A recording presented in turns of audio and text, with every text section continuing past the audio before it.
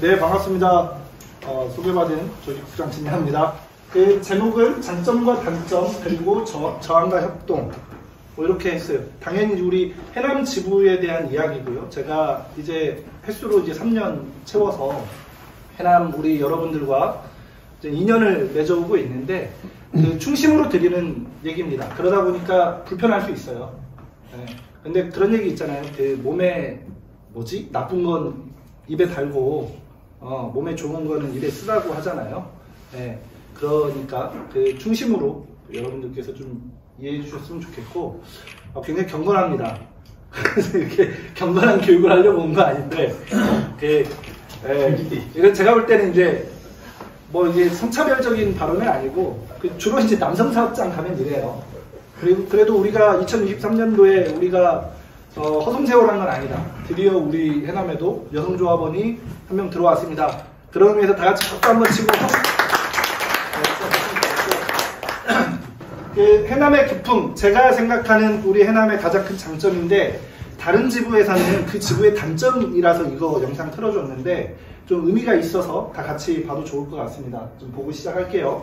이 도도새라고 있어요. 그 정확하게 섬 이름 모르겠는데 모리셔스인가 하는 그런 섬인데 먹을 것도 너무나 많고 환경도 너무나 좋고 날씨도 너무나 좋고 그리고 어떤 동물도 살지가 않아요. 오로지 도도새 한 종류만 살고 있죠. 그러니까 천적도 없고 자연히 도도새는 날 필요가 없었어요. 날개가 있는데 날 필요가 없었죠. 조류의 새의 가장 큰 장점인 날 수 있다는 것을 포기를 했습니다. 날지 않아도 먹을 게 많았었으니까요. 도도새가 그 섬에 살고 있는데 포르투갈 선원이 들어옵니다. 선원이 들어왔는데도 도도새는 날질 않았어요. 왜냐면 이제는 나는 방법을 잃어버렸기 때문에. 그러면 선원이 들어온다는 것은 누가 들어와요? 많은 동물들이 같이 유입되죠. 사람 가는 곳에는 굉장히 많은 동물들이 따라오게 됩니다. 많은 동물들이 유입되면서 천적이 생기면서 날지 않아서 멸종을 하게 됩니다. 여러분들이 지금 20대인데 천적이 30대는 배로 많았죠. 그리고 40대는 그 배에 배가 많았죠. 그리고 50대는 모든 것이 다 천적이에요. 건강서부터. 그러니까 여러분들이 지금 뭔가 하는 일이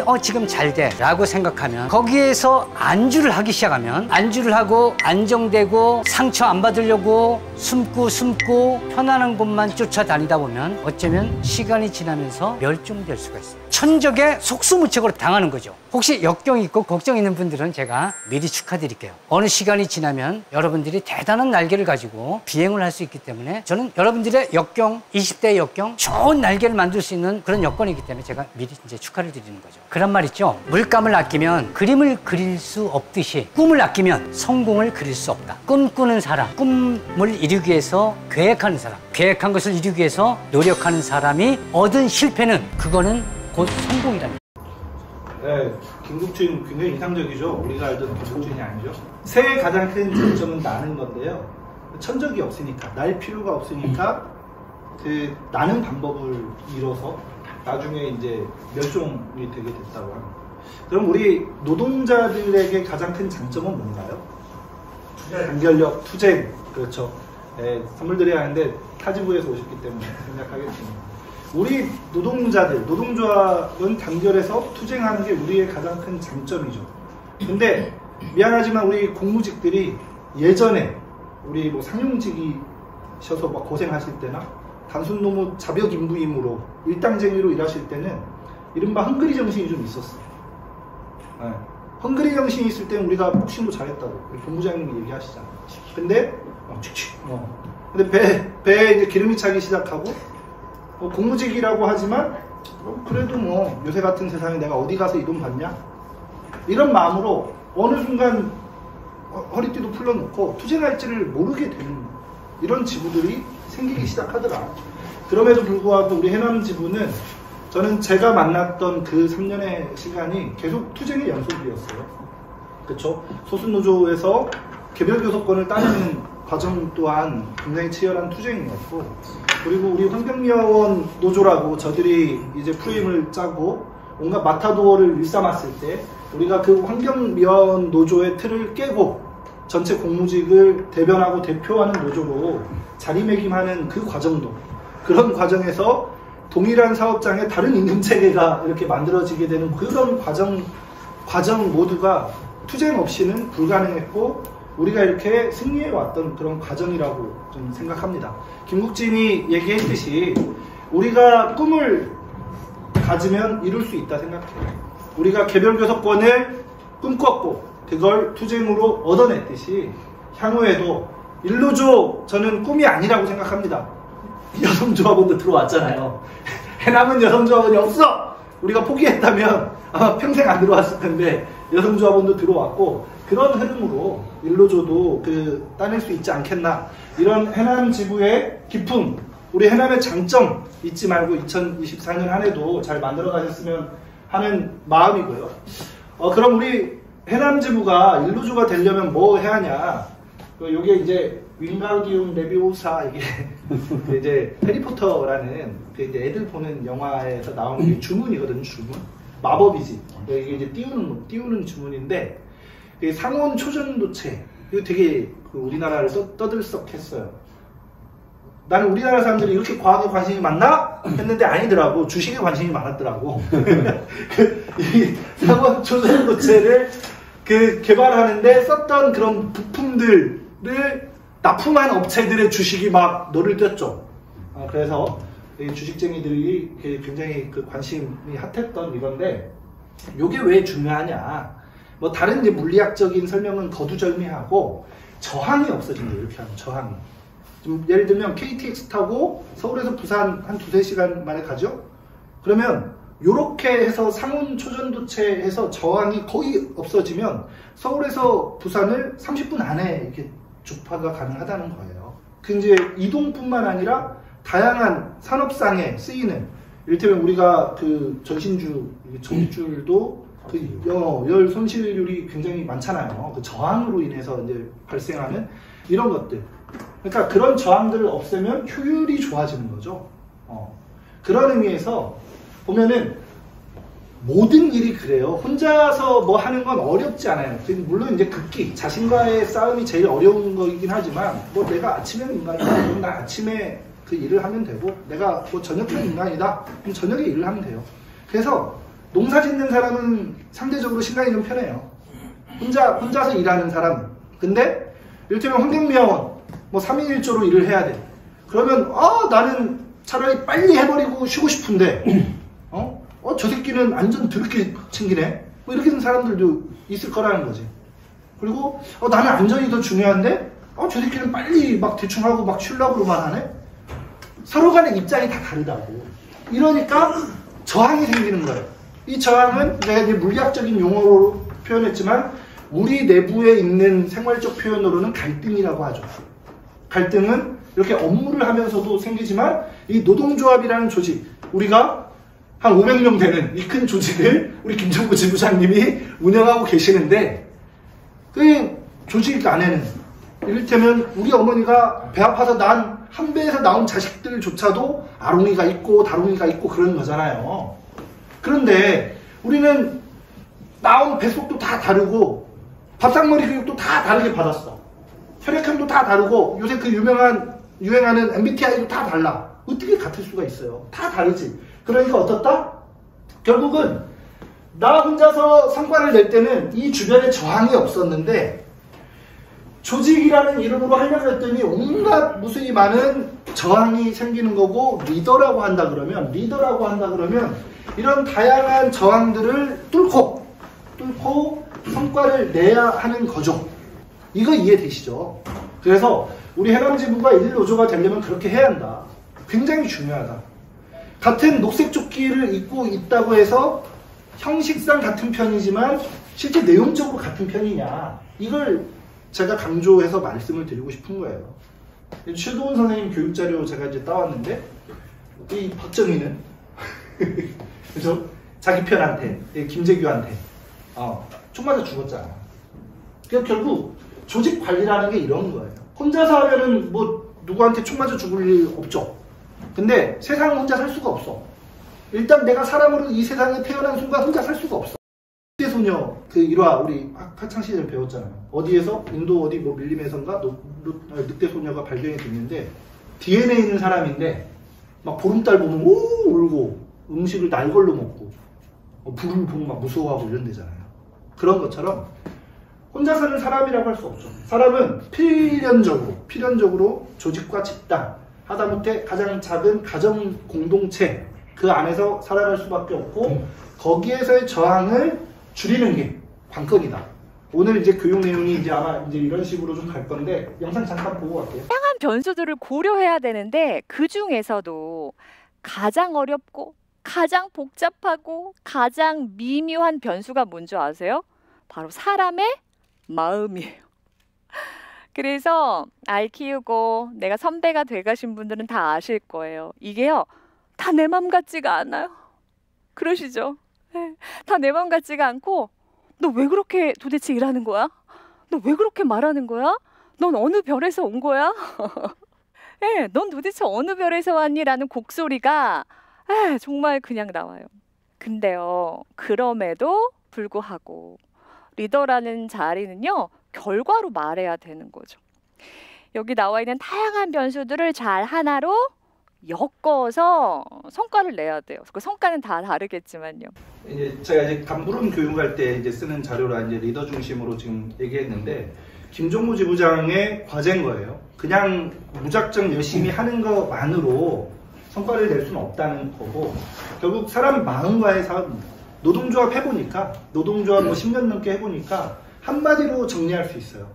뭐 교육자라고, 뭐 교섭자라고, 투쟁자라고, 그게 아니더라. 아, 사람 마음과의 사업을 잘해야 하더라. 나는 요새 MZ 애들 이해를 못 하겠어. 이렇게 하는 순간 지부장 자격이 없는 거라고 난 생각해요. 지부장님 기준으로 MZ들을 생각할 게 아니라 MZ들의 성장 배경을 고려하면서 그들을 이해하려고 노력해야 되고요. 또 우리 이제 젊은 청년들은 저 꼰대 형님들이 얼마나 인생에 우여곡절이 많았겠어. 나도 그러니까 이 우여곡절이 많았는데 이 50대 형님들의 이거는 우리 왜 격동의 이 대한민국을 살아오신 분들이라 그분들의 꼰대인 건 그분들 잘못이 아니야. 그런 면을 이해하고 일단 받아들이고 접근을 해야 한다. 그런 얘기를 좀 하고 싶은 거고요. 저항을 줄이는 1차원적인 방법은 이거 뭘 얘기하고 싶냐면 그냥 규율을 적용하면 돼요. 규율. 말을 안 들으면 죽이기로 해서 그럼 죽여버리면 돼. 교육 안 나와? 제명? 그럼 제명시켜버리면 돼. 가장 1차적인 건 규율을 적용하면 되는 건데, 이제 더 다음을 얘기하고 싶은 거고, 요거 그 영상 많이들 재밌어 하더라고요. 이게 손자병법 명장면 몰아보기인데, 이렇게 하면 이게 15분짜리예요. 여러분들이 저를 진짜 원망할 것 같아서 제가 엑기스만 모아서 한 5분짜리로 줄였습니다. 네, 이게 손자병법을 쓴 그 손무의 일화예요. 인상적이죠? 근데 이제 봉건 시대니까 이제 인명 경시 풍조가 있어서 이렇게 했지만 저걸 이제 내용적으로만 보면 규율이 저만큼 중요해요. 그 평생 칼 한 번 잡아본 적이 없던 제식 훈련 한 번 받아보지 않았던 그 분녀들이 저렇게 딱 째어지게 이렇게 한다는 거죠. 규율이라는 건 결국 합의사항을 이행하는 거고, 규율을 강조하는 건 결국 체계대로만 운영을 해도 최저선은 간다. 근데 최저선만 가지 최고선을 가려면 결국 방법.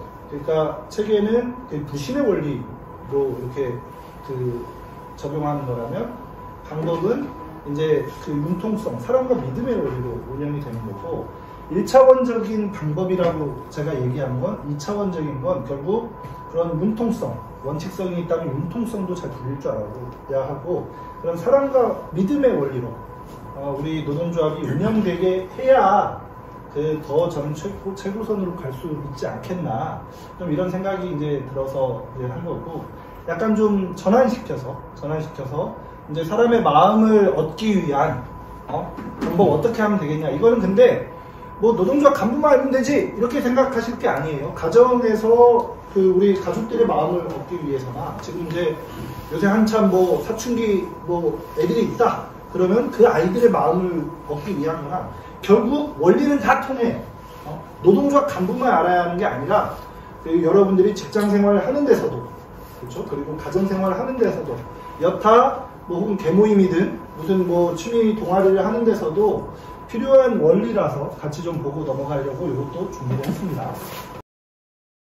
상대방을 깊게 관찰해야 됩니다. 어떻게든지 그 상대방이 가지고 있는 관심사를 찾아야 돼요. 상대방이 어디로 눈길이 가는가? 그 눈길이 갔다면 그 부분에 대해서 얘기를 해봐야 되고, 그 눈길이 간 거기에 어떤 부분에 관심이 있었는가, 이걸 찾아야 되는 거죠. 뭐 예를 들어서 이거에 갑자기 관심을 가졌다. 그러면 이거 좋아하세요? 인테리어 소품 좋아하십니까? 그랬을 때 갑자기 확 반응이 올 수 있어요. 그럼 인테리어 소품이 정답인 거예요. 근데 인테리어 소품이 정답이 아닐 수도 있어요. 아, 예, 인테리어 소품 좋아하죠. 그러면 이건 좋아하지만 답은 인테리어 소품은 아니에요. 그러면 금괴를 좋아하는 걸 수도 있어요. 아, 전설에 내려오는 해적 보물함 이런 걸 좋아하십니까? 이게 답일 수도 있는 거예요. 제가 입고 있는 이 옷을 보고 관심을 표했어요. 그러면 아, 남자들이 자켓을 입은 걸 좋아하나? 라고 볼 수도 있고요. 아니면 면재질 자켓을 좋아하는가? 라고 볼 수도 있고요. 이렇게 남색을 좋아하나? 일 수도 있고, 다양한 거예요. 이 포인트를 잘 맞춰야 된다는 거죠. 그러니까 예를 들면 제가 책에 쓴 예는, 어떤 사람이 카페에 갔는데 영화 음악이 나오는 걸 보고 좋아해요. 그래서 아, 이 영화 좋아하세요? 아, 네, 이 음악 좋아하죠. 아, 저 이 영화 너무 좋아하는데 제가 사실은 영화 광이어서요. 영화에 대해서 술술 하기 시작해요. 근데 상대방 반응이 없어. 영화가 답이 아니었던 거죠. 그럼 이렇게 찔러봐서 아닌 것 같다 싶으면 끊어야죠. 거기서 내가 아는 걸 다 털어놓고 다 말한다고 해서 내가 똑똑해 보일 수는 있나? 그럼 여기서 정답은 뭐냐? 아, 음악이었구나. 아, 이런 음악 좋아하세요? 바이올린 좋아하시는군요. 아, 그러면 실내악 사중주가 좋으신가요? 바이올린 솔로가 좋으신가요? 이렇게 파고 들어갔다면 오히려 그 사람의 정답을 맞췄을 수도 있는 거죠.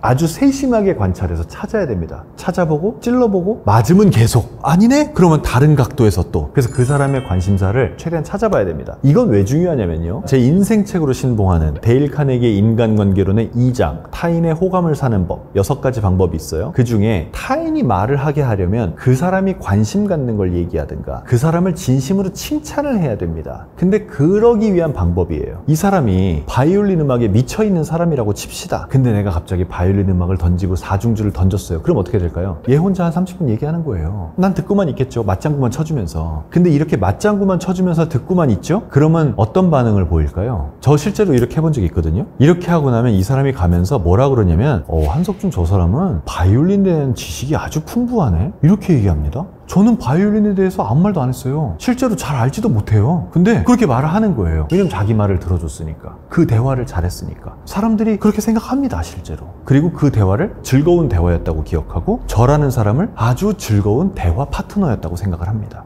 일단 비판, 비난 안 하는 게 제일 좋고요. 욕, 뒷담화 이런 건 그냥 안 하는 게 좋습니다. 그 사람이 있든 없든 상관없어요. 그냥 안 하는 게 좋아요. 남말은 뭐가 듣고 반말은 뭐가 듣고, 그냥 요새는 다 들어요. 어떻게든 다 들으니까 그냥 하지 마요. 더 심하게 얘기하면 그냥 남의 단점 같은 건 보지도 마세요. 그거 뭐하러 봐요? 남의 단점을 볼 필요가 없는 이유 말씀드릴까요? 사람은요, 되게 쉽게 남을 따라합니다. 그래서 뭔가가 보이면 보이는 즉시 따라해요. 여러분 남들의 단점을 보잖아요. 그러면 그 단점이 여러분한테 옮아요. 나도 그런 사람이 된다고요. 그러니 장점만 보세요. 최대한. 남의 장점은 보면 볼수록 내가 더 훌륭한 사람이 될 수 있어요. 왜냐하면 그 장점을 베낄 테니까. 한석준 아는, 네, 죄송합니다. 네, 코멘트는 하지 않겠습니다. 네, 이쯤 되면 이제 여러분들이 졸릴 것 같아서 제가 그때 이제 재현 형님하고 같이 즐겁게 했던 메타인지 시험을 여러분들하고 같이 좀 해볼까 하는데, 나는 이거를 이렇게 100% 남성들 앞에서 해본 적이 없어. 굉장히 긴장이 된 상태예요. 여러분들이 과연 나랑 같이 놀아줄 건가? 또 미친놈처럼 혼자 여기서 내가 떠들 건가? 좀 부탁을 좀 드릴게요. 제가 하면은 큰 소리로 생각 없이 빠르게 이렇게 해주시면 되고, 정답을 아는 분은 뭐 굳이 얘기 안 하셔도 되고요. 근데 이제 내가 이제 잘 모른다 근데 했는데 맞히면 이제 선물을 드리겠습니다. 일단 컨닝 있잖아요. 컨닝을 10번 빠르게 하시면 됩니다. 저랑 같이, 처음이니까 같이 뵙고요. 시작! 컨닝. 미국 초대 대통령 이름은? 땡! 워싱턴! 네, 여러분들이 이제 미국의 역사를 이제 바꾸신 거죠. 메타인지 실험이라는 건데요. 한 번만 더 해볼게요. 닌자 거북이로. 닌자 거북이. 자, 닌자 거북이 10번 시작! 닌자 거북이.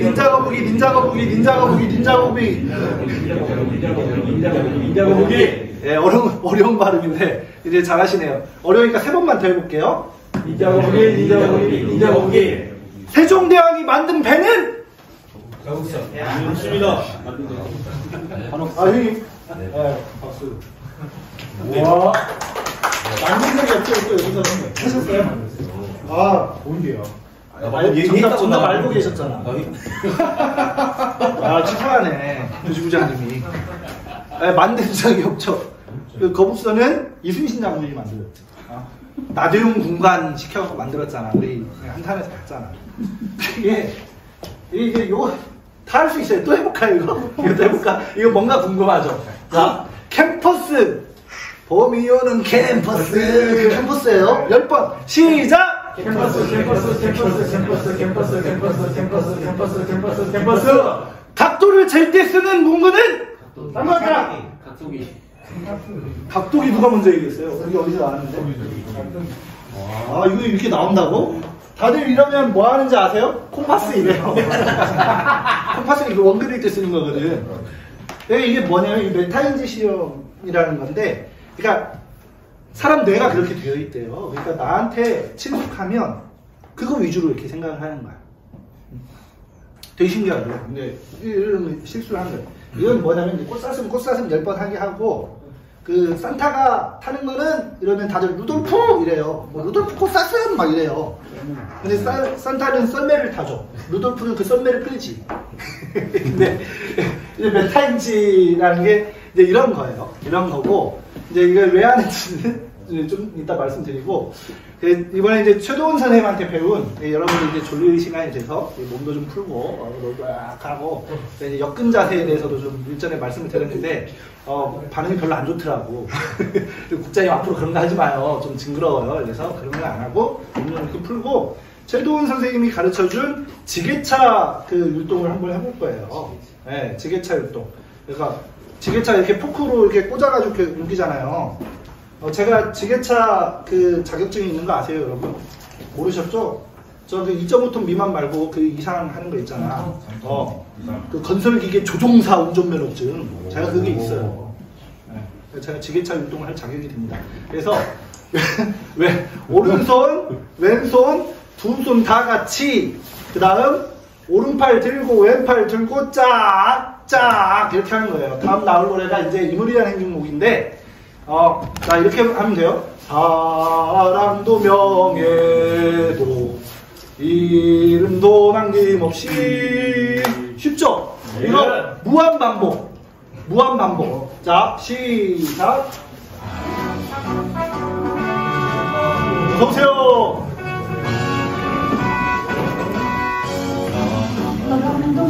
두 손 다 같이 오른손 왼손 쫙 오른손 왼손 두 손 다 같이 쫙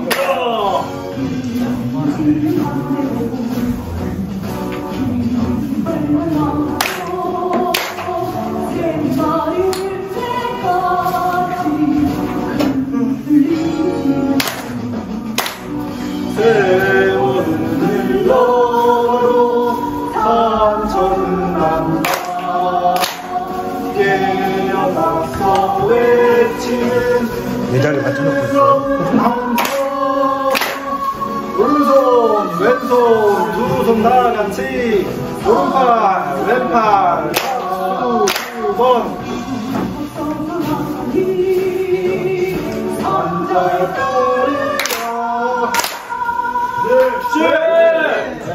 이렇게 하면은 이게 8박자라 사실 어떤 노래도 좋아요. 심지어 이게 8분의 6박자로 되어 있는 민요도 많아. 천안 강가리 능수야 퍼들은 제멋에 겨워서 춤들어 췄구나. 다 맞죠? 뭐든 할 수 있어. 이제 주먹율동, 제가 좋아하는 주먹율동은 아시죠? 가슴에서 한 번, 얼굴에서 한 번, 머리 위에서 3번. 그 다음 오른손으로 올려가고 쫙! 그서버려! 이렇게 해서 이거 한 번만 다시 또 해보겠습니다.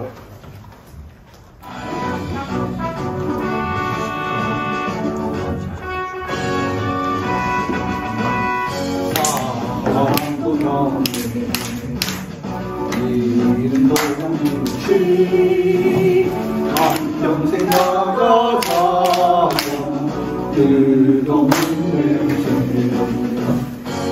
냄새는 안 되고 긴 잎만 나오며 새날이 올 때까지 흔들리지 세월으로 산천수난다 깨어나서 외치는 뜨거운 함성 어서서 나가리 산잘 가느라 어서서 나가리 산잘 걸으라. 예!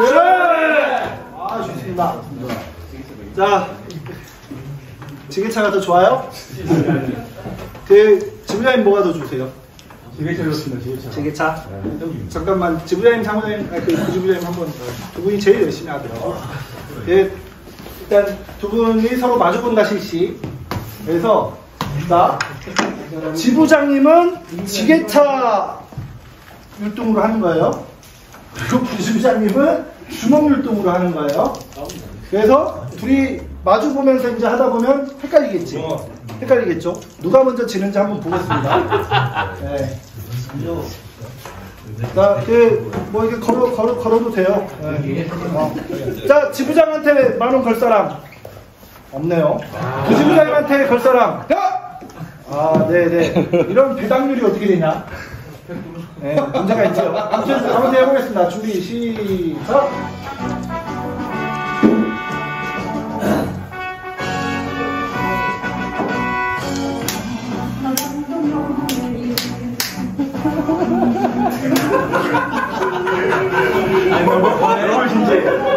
너무 진지. 아니, 저것도 말이 많아. 천하의 김정모가 이렇게 혀가 길어? 자, 이것 때문에 해보는 거예요. 자, 보세요. 아까 이제 메타인지도 그렇고, 지금도 보면은, 누구 안 따라하고 혼자 이렇게 했으면 아마 쉽게 했을 거예요. 근데 내 앞에 있는 사람은 막 이러고 있으니까 얼마나 헷갈려요. 헷갈리지. 그러니까 아까 한석준 아나운서 뭐라 했죠? 사람은 되게 쉽게 남을 따라합니다. 그리고 요새 우리는 이제 사실은 술집 가면은 안주 안 시키잖아. 그쵸? 씹을 사람이 너무 많아가지고 술 마시다가 뒷담화 까다 보면 그냥 안주 없이도 그냥 막 소주 막 몇 병씩 마시지. 그거 하지 말라고. 그러니까 메타인지에 대해서도 보여요. 익숙한 걸 사람은 하게 돼. 닌자 거북이 열심히 했더니 막 세종대왕이 막 거북선 만들었대. 컨닝 열심히 했더니 미국을 막 링컨이 만들어버렸대. 그러니까 나한테 익숙한 게 친숙해지는 거야. 그게 옳다고 믿어 또 심지어. 그러니까 김정모 저 못 쓰겠어. 그냥 맨날 이렇게 머리만 못 써져갖고 그냥 태양권만 할 줄 알고 이렇게 김정모의 장점만 막 이렇게 하면은 그 단점을 이렇게 따라가게 된다니까 사람은.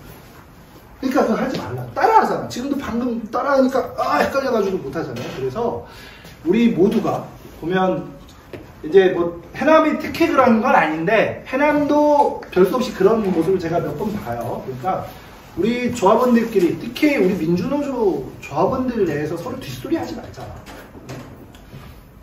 하고 싶은 말 있고 서운한 얘기 있으면 차라리 주먹 다짐을 하는 한이 있어도 저는 앞에서 해야 한다고 봐요. 그리고 없는 자리에선 칭찬만 하세요. 그거 알지? 창윤이 형 그거 알아? 창윤이 형 막 이랬대 하고 없는 데서 누군가에 대해서 뒷소리 하는 사람은 나중에 거기 가가지고 정모 형 알아? 정모 형 그랬대. 뒷소리 하는 거예요. 나한테 누군가의 뒷소리 하는 사람은 누군가하고 얘기할 때 내 뒷소리 할까요? 안 할까요? 그런 사람하고 모두게 그런 얘기를 합니까? 그런 사람은 멀리 하세요. 없는 자리에서 칭찬만 하는 사람은 그거 알아? 창민이 형이 야 진짜 최고야 이렇게 하면은 나중에 그 사람을 만나서도 나에 대해서 칭찬을 하겠지. 이렇게 생각하세요. 근데 우리는 늘 거꾸로 막 술 안주를 안 시켜 막. 왜? 씹을 게 많으니까. 그렇게 하지 말자.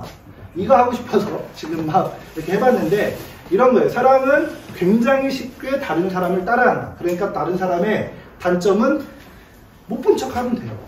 누가 나한테 좀 섭섭하게 한 거 있으면 그냥 잊고 빨리 넘어가세요. 그게 나를 위해서, 우리를 위해서 굉장히 필요한 거다. 다시 앞으로 넘어가서 저항. 조직이 잘 되려면 저항을 없애야 되고요. 윤석열의 폭정을 막으려면 어떻게 해야지? 저항해야지. 저항해야지. 자, 윤석열이 처음에 들어서자마자 교육개혁을 한답시고 만 5세 초등학교 입학을 내걸었어. 저항에 부딪혔지. 온 국민적 저항에 부딪히니까 어떻게 안 했죠. 근데 노동계약은 계속 같이 하고 있어요. 계속 하고 있어요. 왜? 노동자들이 그만큼 저항하지 않았던 거예요. 직무국제 포기했나요? 포기하지 않았어요. 엊그저께 명철 부장님이 호남본부방에 올린 대법원 판례 봐봐. 이틀 연속 그냥 확 조사를 하도 주에 52시간 안 넘으면 불법이 아니래. 윤석열 정권 들어와서 대법 판례도 그지같이 계속 나오는 거예요. 뭐 화물연대 때려잡고 또 어디 때려잡았냐? 너무 많이 때려잡았는데 건설 때려잡고 뭐 한국노총 저 포스코 막 금속 노동자들 때려잡고 그냥 우리 공공부문 비정규직은 막 이런 걸로 때려잡는다고 하고 있는 거예요. 호시탐탐 직무국제, 임금농결, 공사공단 설치. 우리 민간이 다 안 한다고 했지 공사공단 설치 안 한다고는 안 했어요. 그래서 공무원들은 공사공단은 자회사, 즉 공공기관이라 생각하는 거지. 이거 조심하시오. 해남은 이걸로 꿀빨이지 꿀빨지. 요새 애들 말로는 꿀빨은 뭐야. 노노 갈등 유발하면서 응? 저 비정규직 노조하고 우리하고 적당히 싸움 치는 거. 임금교섭을 지금 1년째 하고 있는데 아직도 타결이 안 돼. 그러면서 교섭 시간에 70% 이상은 비정규직 노조 때문에요. 말이 안 통해요. 이러고 있는 거야. 저희들은 해드리고 싶죠. 근데 비정규직 노조 때문에 노노 갈등을 유발하면서 적당히 한다. 그래서 결국 동일 업무 다른 임금. 본인들은 점잖은 척 다 하면서 결국 공무직 처우 개선을 외면하고 있다. 이런 자들에게 저항하지 않으면 막 서울에서 부산 막 15분 만에 가버린다니까? 그럼 안 되는 거잖아요. 저항해야 하잖아요. 저항해야 합니다. 지난해 9월 13일 최재형 목사는 김건희 여사를 만나기 위해 서울 서초동의 아크로 비스타를 방문했습니다. 지난해 9월이면 서울 한남동의 대통령 관저가 아직 준비되지 않아 윤석열 대통령은 자신의 집인 서초동 아크로 비스타에서 지내면서 용산의 집무실로 출퇴근을 하고 있었습니다. 김건희 여사는 아크로 비스타 지하에 있는 코바나 컨텐츠 사무실에서 일을 보거나 사람을 만났습니다. 최재형 목사가 김 여사를 만날 때 직접 촬영한 영상입니다. 아크로 비스타 지하 상가가 보이고 이내 코바나 컨텐츠 앞에 도착합니다. 대통령실 경호원으로 보이는 사람들이 최 목사의 신분을 확인한 뒤 보안 검색을 시작합니다. 도착했다고 전화 한 통만 좀 부탁드리고. 네, 수감에 두고 이동하시면 될 것 같고, 이거 물건 잠깐 내려놓으시고 검색만 죄송하지만 한 번만 해줄 수 있을까요? 감사합니다. 최재형 목사가 코바나 컨텐츠 사무실 안에 들어서자 사무실에 있던 강아지들이 요란하게 짖기 시작하고 곧바로 김건희 여사가 등장합니다. 왜 가세요? 아이고, 이분은 한국에 생각보다 오래 계시네요. 자리에 앉자마자 최 목사는 자신이 준비한 선물을 김건희 여사에게 건넸습니다. 아이고, 선물도 보내주시고 그래서. 아니, 이거 자꾸 왜 세우세요? 아이고, 그냥, 뭐, 다음부터는 뭐 못해도, 이런 거 정말 하지 마세요. 예. 최 목사가 건넨 선물입니다. 하얀 종이 가방에 DIOR, 디올이라고 적혀 있습니다. 디올은 1946년 설립된 프랑스의 유명 명품 브랜드로 정식 명칭은 크리스찬 디올입니다. 이 선물을 살 때 백화점 디올 매장에서 촬영한 영상입니다. 제품명은 디올 여성 송아지 가죽 파우치, 색상은 클라우드 블루입니다. 가격은 300만 원. 김건희 여사를 만나기 8일 전인 지난해 9월 5일 서울 명동에 있는 신세계 백화점 본점 디올 매장에서 구입했습니다. 레이디디오 파우치인데 클라우드 블루 컬러 제품이에요. 그러면 제가 한 번 더 안쪽에서 클린 한번 해드리고 포장 도와드리겠습니다. 최 목사는 이 가방을 김건희 여사에게 선물했습니다. 대화를 마치고 나올 때 김 여사는 다시 한번 선물에 대해 언급했습니다. 아니, 비상을 그렇게 사오지 마세요. 아이고, 알았습니다. 네. 그래도 성이니까. 김건희 여사는 다음부턴 사오지 말라면서도 이날 가져간 디올 가방을 거절하지 않고 받았습니다. 정상적인 영부인이라면 그 선물을 반려하거나 바로 돌려주는 모습을 보였어야 맞는 거 아니겠어요? 그러나 결과는 이제 그걸 거뒀다는 거, 그게 참 문제인 거고. 김건희 여사는 이날 받은 가방을 어떻게 했는지는 이후 최 목사에게 언급한 바 없습니다. 또 지금까지 최재형 목사에게 돌려준 적도 없습니다. 지금까지 장희수 기자입니다. 뇌물수수잖아요. 그죠? 김영란법 위반이고. 그 박근혜가 뭐 때문에 탄핵됐는지 다 아시죠? 그 국정농단으로 탄핵된 게 아니에요. 그러니까 왜 자꾸 이런 걸 사오냐? 왜 자꾸? 그게 처음이 아니라는 거예요. 자꾸라는 말이 자꾸 나오잖아. 이 뒤에도 이게 굉장히 그러니까 김건희의 이제 비리 특집 이렇게 이제 유튜브에 검색하시면 이게 나오는데, 자 이런데도 우리가 저항하지 않고 이 태블릿 잘 모르시더라고요. 이거 박근혜를 그 탄핵시켰던 결정적인 스모킹건으로 됐던 게 최순실의 이른바 최순실의 태블릿 PC잖아요. 이게 최순실 게 아니에요? 조작된 거죠. 그 어디야 그 조인성 나오고 정우성 나오고 이 검사들 그 영화 킹. 네. 박수. 이게 이렇게 적극적인 거네. 자꾸 드려야 돼. 거기에 이제 캐비넷 열자. 캐비넷. 그 캐비넷에 어떤 애가 이렇게 열면서 지 얼굴이 이렇게 쉽게 얘기하면 기획된 거예요. 최순실의 태블릿 PC는. 그걸 가지고 요새 희재, 또 봤어. 변희재. 질투하시는 걸 박수 안 치시는 분들? 변희재가 지금 이거 깐다고 난리인 거잖아. 뇌물수수, 방금 여러분들이 다 같이 봤잖아요. 왜 자꾸 이런 걸, 300만원짜리 듀얼. 야부적인 유행 예감이다. 그리고 저거 어떻게 찍었냐면, 그 최재형 목사라는 사람이 시계, 그 워치 말고, 시계로 된 그거 있잖아요. 도청장치. 내가 볼 때 저 경호원들 다 잘렸을 거예요. 저거 공개돼서. 왜 가방, 핸드폰 다 검사하고 핸드폰 놓고 가라고 하잖아. 시계를 안 뺀 거야. 그래, 그럼 경제 민생 파탄, 노동자 탄압, 사대 매국, 심지어 남북 관계까지 파탄낸다고. 공공연한 막 얘기가 됐어요. 2022년 2월 24일에 러시아 우크라이나 전쟁 날 때만 해도 우리 강 건너 불구경. 근데 그게 중동으로 확전됐어. 이게 뭐지? 왜 지금 중국하고 대만 관계가 심상치 않아? 그런 와중에 윤석열이 지금 하고 있는 꼬락서기를 보면 북하고 중국은 이른바 혈맹이에요. 코리아 전쟁에서 같이 싸웠잖아. 그리고 전 정권의 수장들이 약속을 한 게 있대요. 약속해줘. 그래서 만약에 중국 땅에서 미국 놈들하고 전쟁이 붙어지면 북이 자동 개입하기로 했고, 코리아에서 미국 놈들하고 전쟁이 벌어지면 중국이 자동 개입하기로 약속을 했대. 그래서 자기들이 혈맹이라고 하는 거잖아요. 이런 조건에 딱 미국 놈들, 일본 놈들한테 붙어가지고 다 일본 놈들한테 퍼주고 있잖아요. 최근 들어서 강제 징병징용에 대한 판결이 다시 나니까 정부에서 뭐 하고 있어? 우리가 대신 배상해줄게 이러고 있어. 일본은 이거 우리는 강제 징용 시킨 적도 없고 공소시효도 지났다 이러고 있는데 우리가 대신 대체 어느 나라 정부냐 이거. 이런데도 우리가 저항하지 않고 있으면 우리 동네 말로 농파이라 그러지. 농파이 돼버리는 거예요. 자네들이 원하는 대로 다 할 수 있게 된다. 그러니까 저항해야 한다. 니까 이 것들이 해서 되겠어?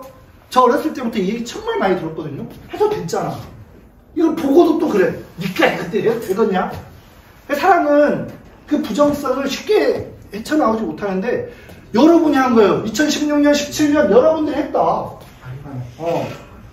같은 의미로 윤석열 우리가 탄핵하자, 타도하자, 퇴진시키자 하고 있는데, 야 우리가 뭐 하냐, 야 시끄러운 소리 하지 말고 수리나 마셔.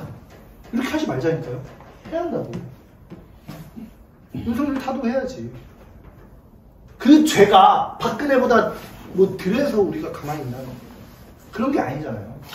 그런 얘기를 이제 하고 싶은 거고, 이제 단점을 장점으로 우리 해남지부의 단점, 남들이 이렇게 다 이렇게 지부장님을 훌륭하신 분이라 놀릴 수 있는 게 없는데 유일하게 하나 있는 걸 가지고 자꾸 놀리는데, 김국진은 자신이 개그맨으로서 인기를 얻은 비결은 다름 아닌 말수가 적은 자신의 성향에서 비롯된 것이라는 놀라운 말을 전하기도 했습니다. 그는 평소에 최대한 말수를 줄이고 필요한 말만 하려고 하는데요. 개그를 할 때도 자신의 이런 절제의 미를 통해 말 한마디 한마디에 깊이를 더해 관객들이 집중할 수 있도록 만들죠.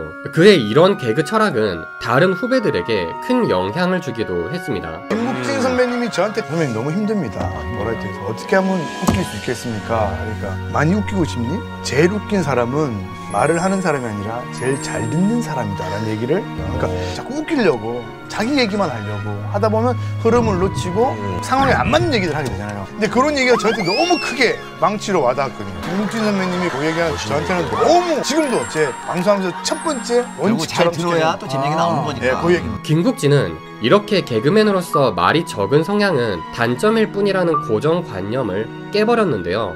이렇게 단점을 장점으로 승화시키는 태도는 그의 가장 중요한 인생 철학이기도 했습니다.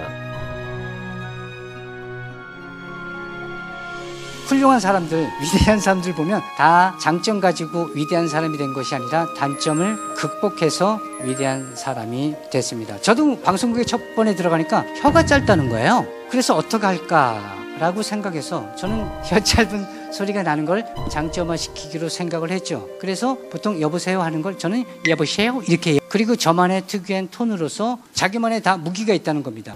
조합은 50명밖에 안 되는 거 제2노조인 거 분명히 단점일 수 있습니다. 하지만 그렇게만 생각하지 맙시다. 우리는 50명밖에 안 되니까 쟤네들은 막 그 다양한 직군들끼리 서로 막 으등거리고 막 머리끄댕이 잡고 막 직군간 갈등 있을 때 우리는 그런 갈등 없잖아요. 그리고 우리는 모이 하면 한 번에 딱 모일 수 있고, 실제 지난 3년 동안 지부장 중심으로 굉장히 단결해서 이렇게 투쟁해 왔고요. 대부분이 현업에 계시는 분들이라 우리는 미안하지만 행정사무원들 파업하면 파업 효과 사실 별로 없거든요. 현업에 있는 사람들이라 우리가 파업한다 그러면 해남군이 벌벌벌 떨어요.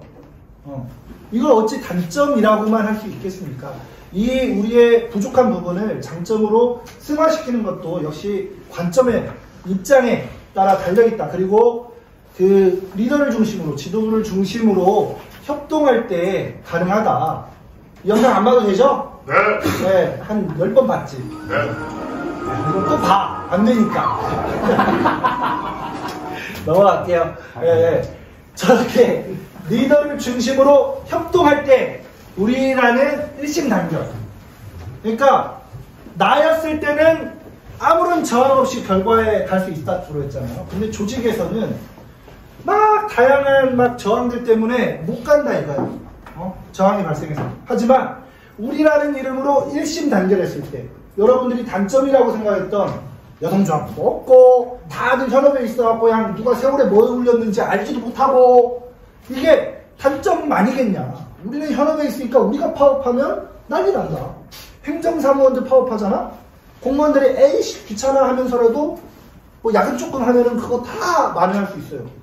근데 여러분들 파업해보러 봐. 막 농번기 때 박찬원 파업해보러 봐.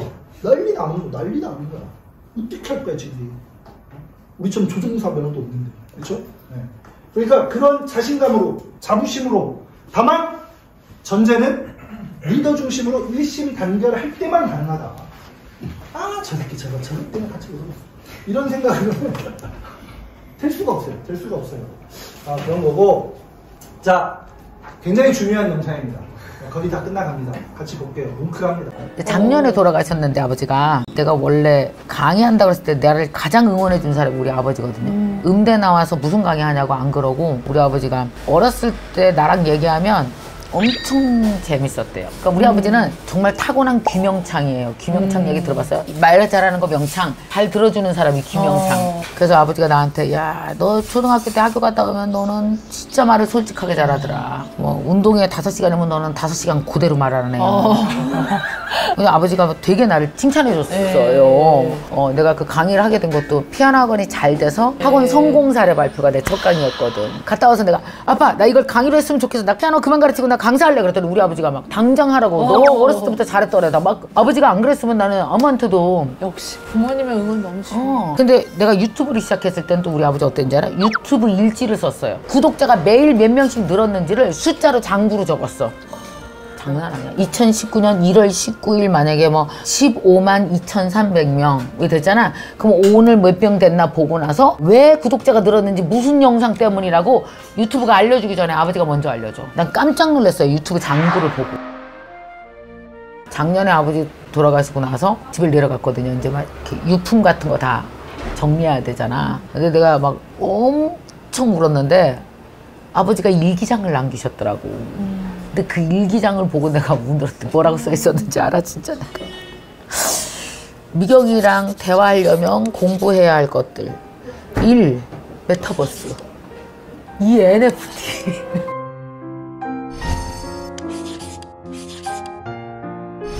아버지랑 NFT랑 뭔 관계요? 다 나랑 대화하려고 공부한 거야. 부모가요, 자녀를 서포트하는 게 경제적인 서포트가 다가 아니에요. 우리 아버지는 어떤 거냐면 정서적인 믿음? 어마어마한 사람이었어요. 그래서 내가 아버지가 들어간 다음에 우리 아빠가 나한테 뭐였지? 생각해봤더니 아빠가 나한테는 응원단장이야.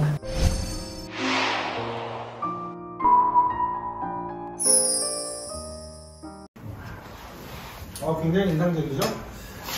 네, 그러니까 애 키우는 부모님들 잘 생각해 보세요. 애들 키울 때 꼭 참고했으면 좋겠고, 그리고 이제 제가 이제 늘 우리 조합원 모두가 선수다라고 얘기해서 어떤 의미에선 맞지 않는데, 그러니까 지부장이 나아가고자 하는 길이 있어요. 근데 지부장 임기 1년 남았어요. 나는 내 임기 내에 제1노조 진짜 한번 만들어 보고 싶다, 이렇게 하고 있다고. 그럴 때 이제 그 간부들이나 다른 이제 조합원들의 반응이 이제 중요한 거지. 니까 있게? 노욕이요, 노욕. 야, 그만하고 내려와. 야, 미화원이나 잘 챙겨. 미화원도 못 챙겨갖고, 그냥 미화원들 속에서도 그냥 탈퇴자들이랑 수두룩한 뒤, 뭔 일로줘요, 일로줘는. 이렇게 할 거냐. 그리고, 아니, 정모 형이 한다고, 정모 네가 한다 그러면 나도 동의한다. 이렇게 밀어줄 거냐. 그러니까 한마음 한뜻으로 뭉친다는 게 지부장의 의지를 막 꺾고 야, 너 그러는 거 아니야 이렇게 해가지고 할 거냐, 아니면 리더가 나아가고자 하는 방향으로 여러분들이 이 김미경의 아버지처럼 응원단장, 김미경한테는 규명창이 있어. 우리는 한명창이 있다. 미안합니다. 이런 아재 개그, 이런 거 아까 내가 초기에 뭐라고 그랬어? 저 새끼는 뭐 저런 아재 개그를 이렇게 생각하지 말자. 진국장이 어떤 가정 환경을 대체 처럼하길래 저런 아재 개그를 할 수밖에 없었는지를 이해하고 넘어가자. 좀 미안합니다. 다시 만나겠습니다. 신영복 선생의 그 글귀인데요. 마음 좋은 것이 손 좋은 것만 못하고 손 좋은 것이 발 좋은 것만 못한 법입니다. 관찰보다는 애정이, 애정보다는 실천적 연대가, 실천적 연대보다는 입장의 동일함이 더욱 중요합니다. 입장의 동일함, 그것은 관계의 최고 형태입니다.